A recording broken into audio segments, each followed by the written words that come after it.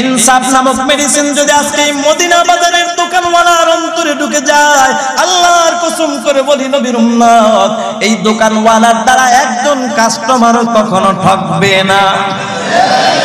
আজকে কেন এত ভেজাল? বলে ইনসাফ নাই। এখন ইনসাফ কাকে বলে এটা আমি আপনাদের হাতে সময় আসেনি, মনোযোগ আছে আপনাদের? মনোযোগ আছে সবাই না ঘুমাইতেছেন? আপনারা সজাগ আছেন সবাই? বুঝা কোন সবাই সজাগ তো? দেখি তো ঘুমাইছেন কে কে? হাত জাগান। কি হো অসুবিধা নাই। বিক্রমপুরের মানুষ যে ঘুমের তালে হাত জাগাইতে পারে, এত পাওয়ার আজকে দেখলাম। তবে অসুবিধা নাই, যারা হাত জাগাইছে ঘুমায় নাই, তবে 100% খেলটা এখনো আমার দিকে আনতে পারে না, ঠিক কিনা ভাইয়েরা আমার? এই অল্প সময়ের ভিতরে আবার পরীক্ষাটা কেন করলাম জানেন? এই ধরাগুলা মাঝে মাঝে খাই, যার কারণে পরীক্ষা ছাড়া আমি ওয়াজ করতে পারি। 7 বছর আগে কিশোরগঞ্জ গেছিলাম, 7 বছর আগে বিশেষ বক্তা, দ্বিতীয় বক্তা। তা আমরা তো জানি দ্বিতীয় বক্তার 9:30টার পরে স্টেজে থাকার সুযোগ নাই। মাইক স্টেজে থাকলেও মাইকের সামনে থাকার সুযোগ নাই, কি বলেন? এখন যাইতে যাইতে 10টা, যাওয়ার পরে আমি তো টেনশন, কমিটি কি যে বলবে আমারে, আমি তো টেনশনে আছি। উম্মা কিছু তো বলেই না, বরঞ্চ দেইকা খুশি, কয় হুজুর খাওয়া দাওয়া রেডি, বিছানাও রেডি। আমি ওর বিছানা দিয়ে আবার কি করুন? কয় হুজুর ওই যে বিছানায় ঘুমান। আমি কেন ওয়াজ করুন না? কয় হুজুর আপনার সিরিয়াল তো আমাদের কমিটির সিদ্ধান্ত অনুযায়ী রাত 2টা। বিশেষ বক্তার সিরিয়াল কয়টা?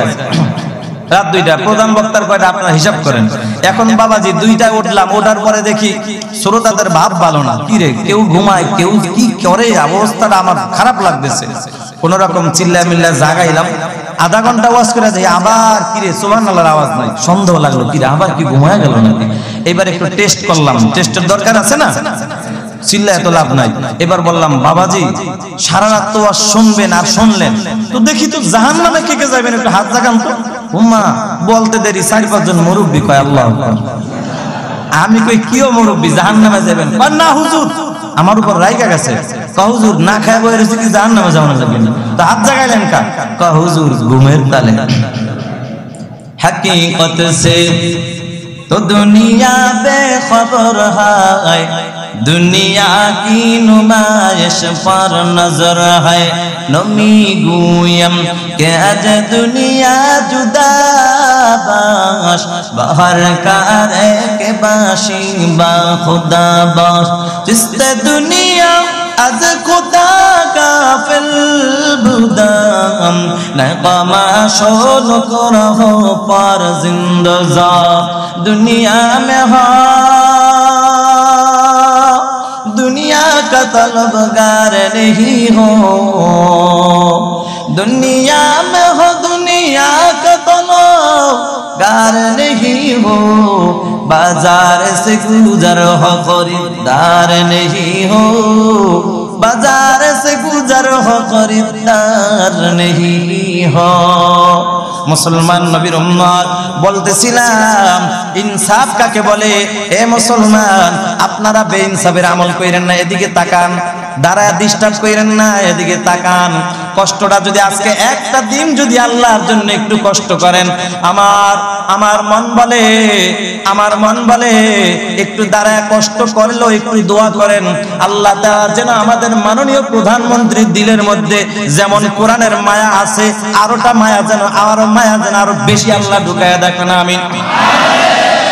আমাদের মাননীয় প্রধানমন্ত্রীর ধন্যবাদ আমি প্রায় সময় দাঁড়ায় থাকি। এই জন্য বাংলার জমিনে অবশ্যই বোঝা যায় তার দিলে কোরআনের মায়া আছে। এটার প্রমাণ হলো বাংলাদেশে এখনো স্কুল কলেজ ভার্সিটি খোলার অনুমতি দেয় নাই। কি বলেন? দিছেননি। কিন্তু মাননীয় প্রধানমন্ত্রী অন্তরে কোরআনের মায়া এতটা বেশি, যার কারণে বাংলাদেশের হাজারো কোরআনের মাদ্রাসা খোলার অনুমতি দিয়া দিছে। এই জন্য ধন্যবাদ জানাই এবং আর একটু দাবি জানাই, শুধু কোরআনের মাদ্রাসা খোলার পরে আপনি তাকায় দেখেন এ বাংলার জমিনে আওয়ামী লীগের লোক আছে, কোরআনের মাদ্রাসার কমিটি আছে না নাই?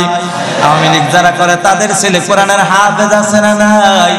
আপনার দলের লোক দিয়ে আপনি একটু খবর নিয়ে দেখেন, এই হাজার হাজার মাদ্রাসার মধ্যে লক্ষ লক্ষ ছাত্র কোরআন পড়ে, একজন আরেকজনের সাথে লাইগা বসে। আল্লাহর কসম, করোনার ভয়ে মানুষ বাজারে যাইতে দেয় না, করোনার ভয়ে মানুষ একজনের সাথে আরেকজন লাইগা বসতে দেয় না। করোনার ভয়ে দেখেন একজন আরেকজনের সাথে লাইগা বসতে দেয় না, অথচ কোরআনের হাফেজ একজনের সাথে আরেকজন লাইগা 24টা ঘন্টা আল্লাহর কালাম তেলাওয়াত করে। ও প্রধানমন্ত্রী সাহেবা, আপনি একটু খবর নিয়ে দেখেন। আল্লাহর কসম করে আমরা বিক্রমপুরের জমিনে বুক ফুলায় বলতে পারি, একটা লোকও আপনি পাইবেন না একটা মাদ্রাসার ছাত্র করোনা আক্রান্ত হয়েছে। এটা কিসের কারণে? নবীর উম্মত, এটা আল্লাহর কালামের বরকত, আল্লাহর কালামের বরকত। আপনি যদি বাংলার জমিন থেকে করোনা ভাইরাস একেবারে মুক্ত করতে চান, কোরআনের মাদ্রাসা চালু কইরা যেমন অনেকটা কইমা গেছে, বাংলাদেশে ও ওয়াজ মাহফিল চালু করে দেন, ওয়াজ মাহফিলের কোরআনের মাহফিলের অনুমতি দিয়ে দেন। আল্লাহর কসম, আল্লাহর রহমত অটোমেটিক চলে আসবে। বাংলার জমিনে এলাকায় এলাকায় যতটুকু করোনা আছে সব ভাইরাস এই কোরআনের আলোচনার ধাক্কায় বাংলার জমিন থেকে করোনা ভাইরাস একেবারে দূর হয়ে যাবে। ঠিক কিনা? প্রধানমন্ত্রীর আসলে কোরআনের মায়া আছে, আছে না নাই?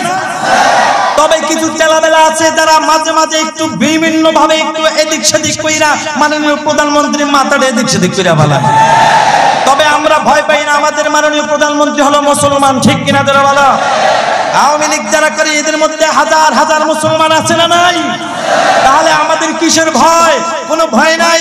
তবে প্রধানমন্ত্রীর কাছে আবদার জানাবো, যারা এই কোরআনের বিরোধিতা করে আপনার মন্ত্রীর মধ্যে যদি কেউ থাকে, তাকে মন্ত্রীর পোস্ট থেকে বহিষ্কার করে বাংলার জমিনটাকে পবিত্র করে দেন। ঠিক কিনা?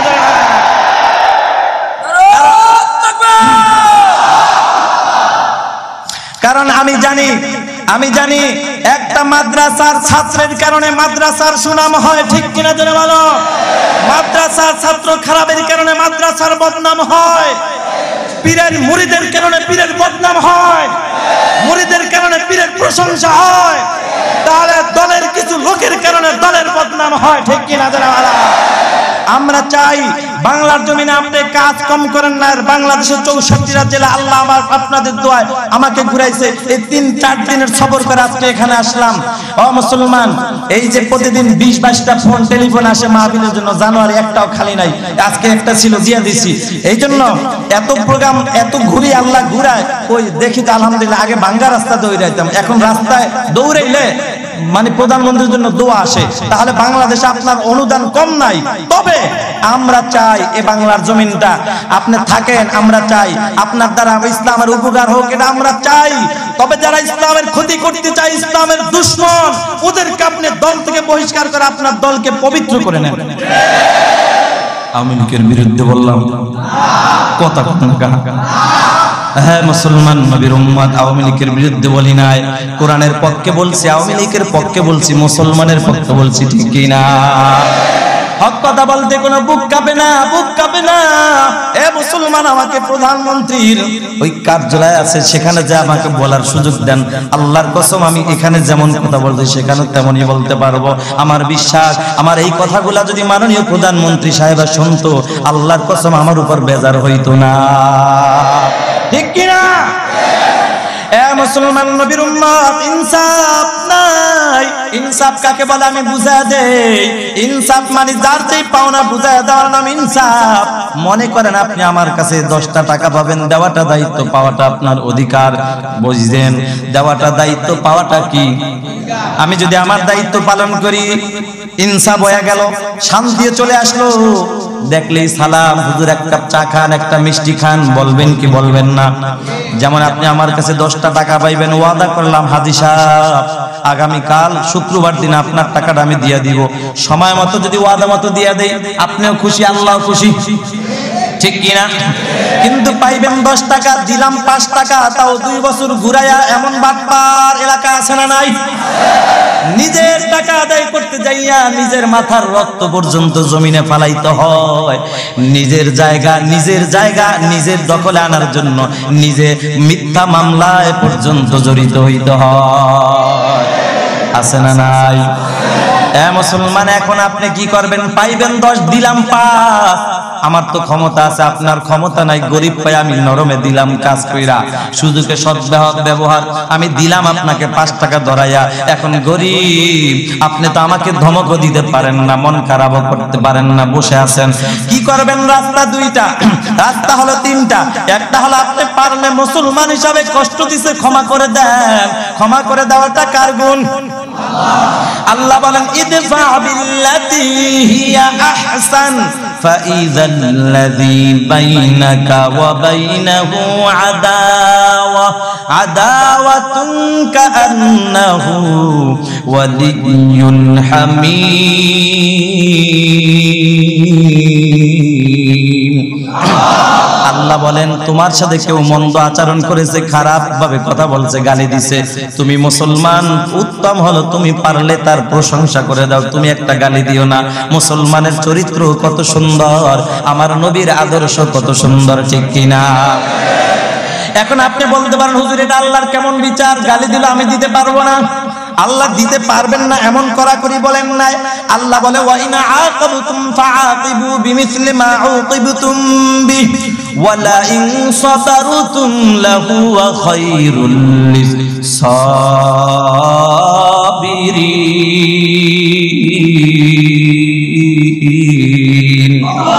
আল্লাহ বলে দিতে পারবা ওই পরিমাণ, যতটুকু গালি দিছে, যতটুকু থাপ্পড় দিছে, ততটুকু পারবা, তার চাইতে বেশি না।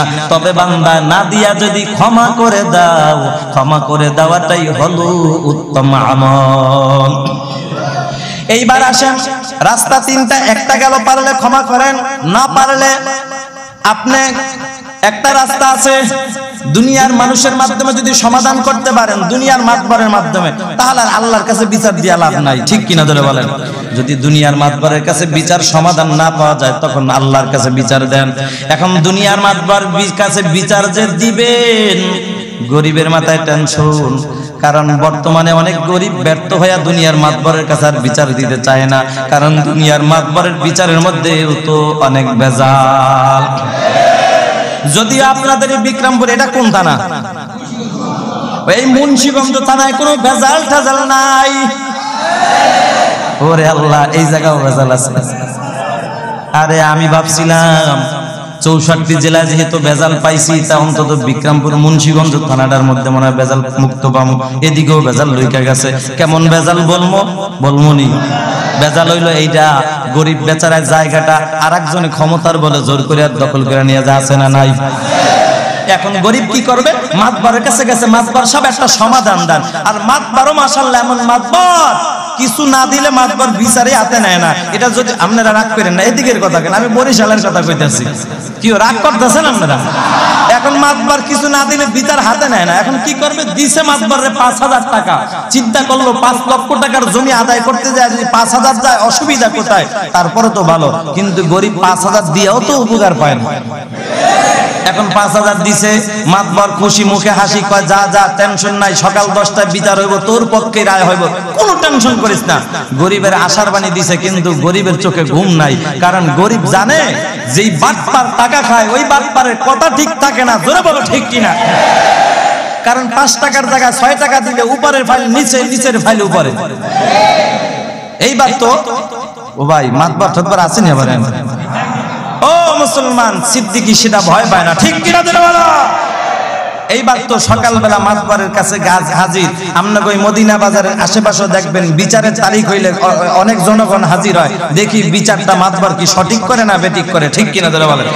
এখন মাতবরের বিচারে 10টায় অনেক লোক হাজির হয়ে গেছে। গরিবের টেনশন, কিরে পক্ষে আমার পক্ষে রায় দেবে বললো, তাই মাতবর একটু স্মরণ করায় দেই। কারণ স্মরণ এই জন্য করাই, মাতবরদের তো আবার টাকা বেশি পাইলে হুঁশ থাকে না, তো কি করা যায়? এবার মাতবরের যদি বলি মাতবর 5000 খাইছো, হিসাব করে বিচার কইরো, তাহলে তো মাতবরের মানে আমার কপালে মায়ের আমারও আছে, আর মাতবরের কপালে আছে, তো কি করা যায়? এমন সিস্টেমে বলবো জনগণ ধরতেই পারবে না, শুধু মাতবর একা বুঝবে। কিরকম? এইবার আকার ইঙ্গিতে বলে, মাতবর 5 যা করে আমি তাই মেনে নিব, পাশে যা করে আমি তাই মেনে নিব, বারবার এক কথা, পাশে যা করে তাই মেনে নিব। মাতবর তো বুঝে ফেলে যে এটা তো বড় বাটপার, আমার চাইতে বড় বাটপার, যে পাশে যা করে মানে ও পাশ দিয়া বারবার খালি গতকাল 5,000 দিয়েছে ওইটাই বুঝাইতেছে। আর জনগণ বুঝা ফেলাইছে যে ছেলেটা এতটা ভালো আমাদের 5 জনের উপর ছাইরা দিছে। কি কন? ব্যাপারটা এরকম দাঁড়াইছে। লাস্ট পর্যন্ত দেখে যে কিরে ও বারবার পাশের কথা কয়, ঠিক আছে এইবার রাগ হয়ে কয় বেটা পাশে কি করবে, 10-এই তো সব শেষ কইরা দিছে। ঠিক কিনা তোরে বলো? যাই হোক ভাই, আলোচনা লম্বা করা যাইব না। ইনসাফ কাকে বলে এটা বুঝাইতে যা উদাহরণটা দিলাম, রাগ ঠাক কইরেন না। তবে কোন মাতবরের বিরুদ্ধে কথা বলার জন্য আজকে এখানে বসি নাই। আল্লাহর কসম, মাতবর আমার ভাই, আমি চাই না আমার ভাই জাহান্নামের আসামি হয়ে যাক। আমি চাই হাসরের ময়দানে যেদিন সূর্য মাথার কাছে চলে আসবে সেই দিন আল্লাহর